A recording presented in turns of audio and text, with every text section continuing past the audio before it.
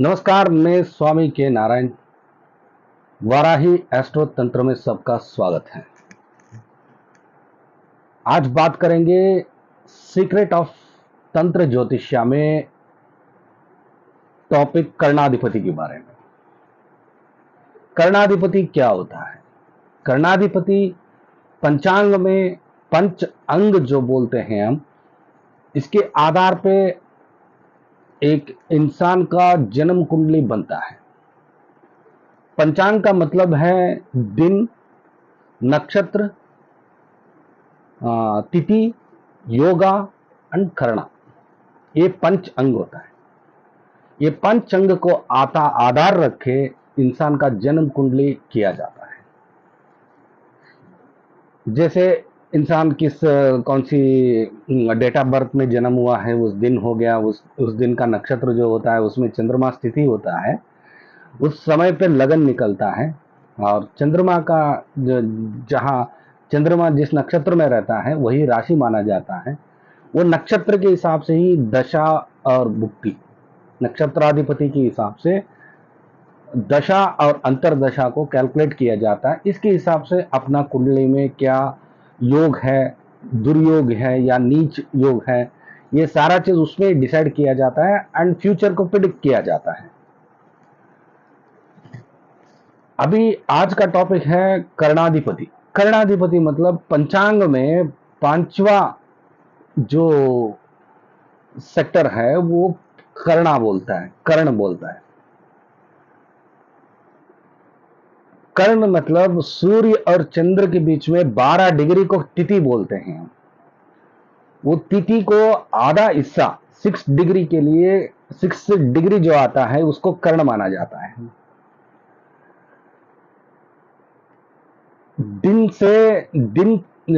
दिन का अधिपति से नक्षत्राधिपति पावरफुल होता है।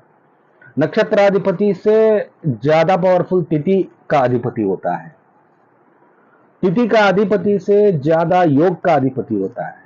ये चारों से ज्यादा कर्ण अधिपति होता है। कर्ण का अधिपति जो होता है वो ज्यादा पावरफुल होता है।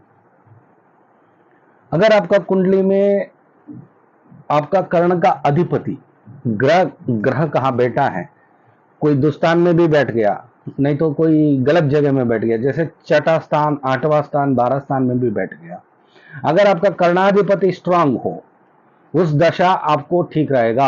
आप एक्टिवेट करना बहुत जरूरी है। कर्णाधिपति को एक्टिवेट करना है, यही तंत्र है।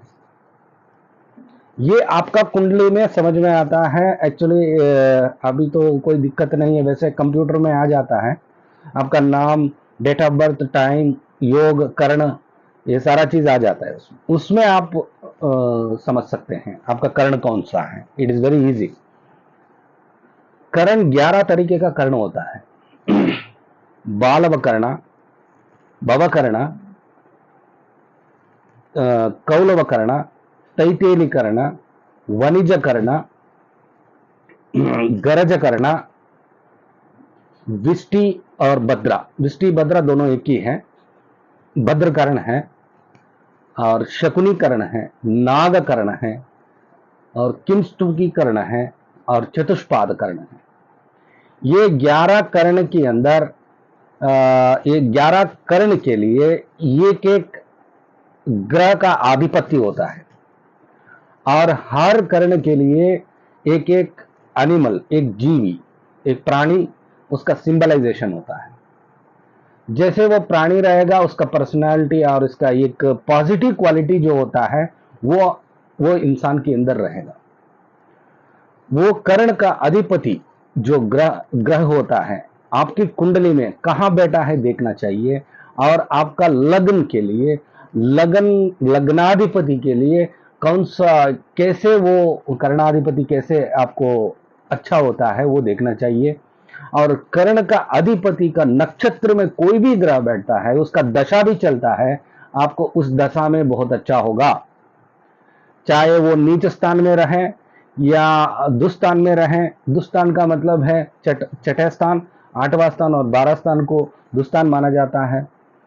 नहीं तो ग्रह अस्तंगत हो गया, सूर्य के साथ अस्तंगत हो गया, फिर पावरलेस हो जाता है, नीच हो गया, फिर भी कर्णाधिपति का नक्षत्र में बैठ के आप कर्ण को एक्टिवेट कर लिया, ऑटोमेटिकली ये कर्णाधिपति आपको पॉजिटिव तरीके से 200% आपको राजयोग देता है। किसी का शनि दशा चलता रहता है, शनि नीच का होता है, बट फिर भी वो लोग थोड़ा सा स्ट्रगल करते हैं, फिर भी ये लोग एक स्टैंडर्ड लेवल पे आ जाता है। ये फोर्ड कंपनी का मालिक में ऐसे ही है। कर्ण को समझने के लिए आपको कैसे उसको एक्टिवेट करना है, एक एग्जांपल बताते हैं आपको। पहले कर्ण का अधिपति, उसका सिंबल क्या है ये समझिए। पहले भवकर्ण के लिए बालवकर्ण के लिए मंगल अधिपति होता है, कर्णाधिपति मंगल होता है। भवकर्ण के लिए कर्णाधिपति राहु होता है, और कौलवकर्ण के लिए शनि होता है। तैतेली कर्ण के लिए शुक्र ग्रह उसका कर्णाधिपति होता है। गरज कर्ण के लिए चंद्रमा है, और वणिज कर्ण के लिए सूर्य भगवान, और विष्टि और भद्रा कर्ण के लिए केतु कर्णाधिपति होता है। नाग कर्ण के लिए राहु कर्णाधिपति होता है। शकुनी के लिए शनि होता है। किंस्तुकी कर्ण में बुध आधिपत्य होता है। चतुष्पाद के लिए गुरु कर्णाधिपति होता है। अपना अपना कुंडली में, फॉर एग्जाम्पल आपका मकर लग्न है, वृषभ राशि, एग्जाम्पल बोल रहा हूं, एग्जाम्पल तौर पे बोल रहा हूं, आपको वृषभ राशि है, तैतेली कर्ण है आपका, वैसे मान के चलेंगे। अभी तैतेली कर्ण का अधिपति शुक्र है, कर्णाधिपति आपको शुक्र है, एंड तैतेली कर्ण का प्राणी जो है वो गदा है। ठीक है, गदा मतलब वो कर्णाधिपति का प्राणी है गदा। गदा का क्वालिटीज क्या होता है? बहुत सारा वेट लेके चलता है, सारा जिम्मेदारी से, जो भी काम देंगे उस काम को परफेक्ट तरीके से करेगा, और बहुत सहायता करता है। जो भी कठिन रास्ता होता है उस रास्ते को भी पार करके आपको मंजिल पहुंचाता है। ये तैतेली कर्ण का व्यवस्था है। पॉजिटिव तरीके से देखना, उस प्राणी का एक नेचर है ये, और किसी का मन नहीं दुखाता है। वैसे तैतेली कर्ण का एक व्यवस्था है। उसका अधिपति शुक्र है आपको। अभी मान के चलिए आपका मकर लग्न है, वृषभ राशि है, बट शुक्र आपको अष्टम स्थान में चला गया, सिंह राशि में। अष्टम राशि भाव का, अष्टम भाव का जो प्रेडिक्शन होता है, अष्टम भाव में ग्रह बैठ गया तो कोर्ट कचहरी, कोर्ट जाना, पुलिस स्टेशन जाना, गलत काम करना, आपको डेफेमेशन होना, और मतलब अल्पायु होने का चांसेस, और देश भ्रष्ट होना चाहिए, देश भ्रष्ट होना, और आपको बहुत बेइज्जती होना लोगों के सामने, ये सारा चीज आठवां भाव को दिखाता है। आठवां भाव में ये भी एक खासियत है, गुप्त विद्या सीखने के लिए, गुप्त रोग उत्पन्न होना, ये सारा चीज आठवां भाव में आता है।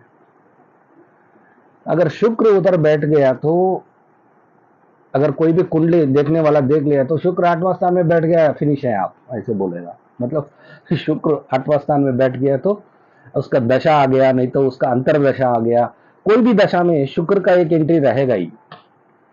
उस समय क्या होगा, ये बुरा चीज आपके साथ होगा, होशियार रहना चाहिए, शुक्र का शांति करिए, इधर जाइए उधर जाइए बोलता है। बट जब शुक्र का दशा आएगा आपको, अगर आप एक्टिवेट कर दिया कर्ण को, आपका तैतेली कर्ण को एक्टिवेट कर दिया, तो शुक्र का भुक्ति कभी भी आता है, अंतर्दशा कभी भी आएगा, आपको 100% उस समय में टर्निंग पॉइंट होगा आपकी लाइफ में। ये सारा उल्टा होता है, रिवर्स हो जाता है। आठवां भाव में जो शुक्र बैठा है ना, वो शुक्र का जो भी दुष्फल जो होता है वो एक पॉजिटिव तरीके से आपको फल देना शुरू कर देता है। फॉरेन कंट्रीज जाना, उधर लग्जूरियस लाइफ मेंटेन करना, गाड़ी आना, और उधर मेहनत तो होता है, थोड़ा कष्ट होता है, बाहर देश जाने के बाद तो कष्ट होता ही है, बट कष्ट के साथ आपको पॉजिटिव तरीके से एक मान सम्मान के साथ आपको एक लेवल पे लेके आ जाएगा। ये कर्णाधिपति का खासियत, ये एक गुप्त विषय है ज्योतिष शास्त्र में, पहले ये चीज देखना चाहिए। प्राचीन लोग, पुराना लोग वही बोल रहा था, बड़े बड़े लोग, हमारा बड़े लोग भी वैसे ही बोल रहा था, कर्ण जिसको, कर्णाधिपति जिसको अच्छा है उस लोगों को मरण नहीं है बोलता है। इसलिए पंचांग में वो कर्णाधिपति वेरी पावरफुल होता है। अभी अगला एक पार्ट में आपको भवकर्ण में क्या है, भवकर्ण वाला को क्या इफेक्ट होगा, उसको कैसे एक्टिवेट करना है, और बालव कर्ण, उन लोग 11 कर्ण जो है, ये सारा कर्ण के लिए सेपरेट सेपरेट तरीके से 11 एपिसोड बनाते हैं। उसमें आपको एक एक कर्ण का अधिपति को कैसे एक्टिवेट किया जाता है, ये सारा चीज आपको जानकारी दिया जाता है। ये आपको अगर कोई भी, किसी को भी कुंडली में वो कर्ण का अधिपति समझ में नहीं आया, तो अभी जो वीडियो जो बना रहा है वो समझ में नहीं आया, तो आप एक फोन नंबर हम दिए हैं, उसमें आप फोन करके आप पूछ सकते हैं और आपका कुंडली का जांच करवा सकते हैं।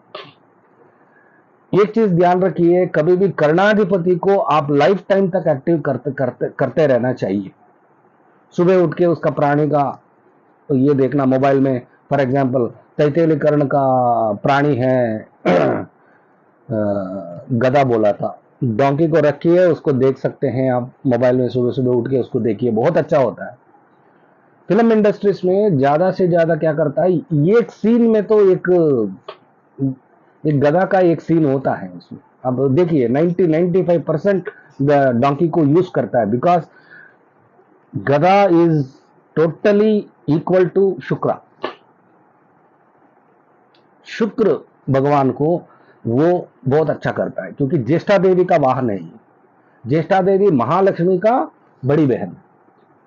कुछ लोग बोल देता है वो दरिद्र लक्ष्मी है, ऐसा नहीं है। बिना कष्ट का आपको, ज्येष्ठा देवी का बिना आपको लक्ष्मी का प्राप्ति नहीं होता है, ये चीज ध्यान रखिए।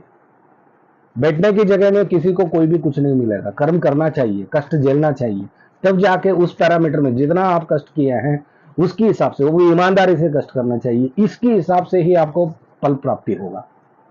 ये सारा प्रकृति के नियम के अंदर ही रहेगा। सो आपको, आप पैदा होते ही already your destiny is decided. So ये मत समझिए हम कुछ चेंज कर लेते हैं, चेंज नहीं।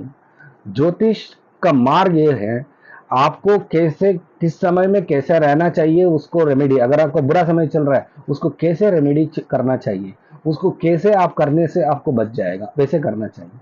तब करते करते करते ऑटोमेटिकली आपको एक मंजिल आपको मिल जाएगा। जैसे वो बुरा समय गुजर जाएगा, ऑटोमेटिकली आपको अच्छा चीज होने का चांस मिल जाता है, क्योंकि पूर्व जन्म में किया हुआ पाप और पुण्य के हिसाब किताब इस जन्म में हम झेलना पड़ता है। इसीलिए कुंडली, हम इतना 14 तरीके का कुंडली है, सारा चीज देखते देखते हमको परेशान हो जाता है, ये तो कोई हल ही नहीं निकलता है।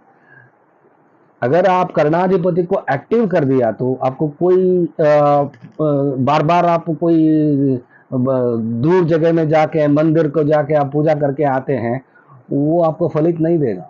एक्चुअली क्या है, आप सभी मंदिर में नहीं जाना चाहिए। कुछ नक्षत्र लोग, उसका जो लकी नक्षत्र जो होता है ना, वो उसी टेंपल में जाना चाहिए, उसको ही पूजा करने से आपको अच्छा होगा। ये सारा चीज शास्त्र में लिखा हुआ है। इसलिए कर्ण और कर्णाधिपति विशेष तरीके से कुंडली में इंपॉर्टेंट रोल डिसाइड किया जाता है और डिसाइड करता है। उसको एक्टिवेट कैसे करना हम अगला एपिसोड में आपको दिखाते हैं। तब तक आपका स्वामी के नारायण।